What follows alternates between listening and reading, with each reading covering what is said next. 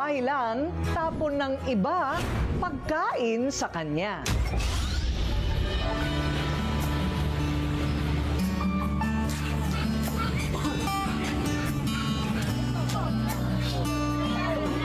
Pagpatak ng oras ng tanghalian, parang fiesta dito.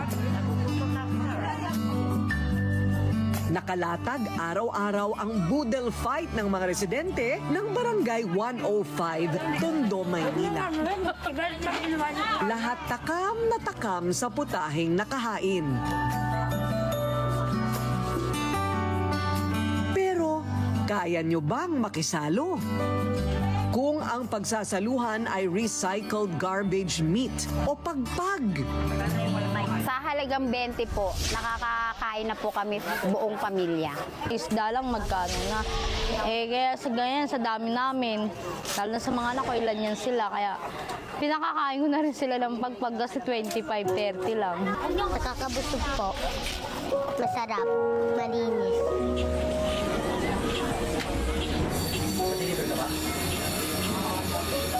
Ito ang pagpag o pagkain kinuha sa mga basurahan ng mga kainan at restauran. Sa loob ng mahigit 20 taon, ito na ang naging pantawid gutom ng ilan sa mga kapuspalad at mahihirap sa Kamaynilaan. Karaniwan ay manok na tira-tira at itinapon na ang kinukuha pa para gawing adobo o kaya naman muling ipiprito.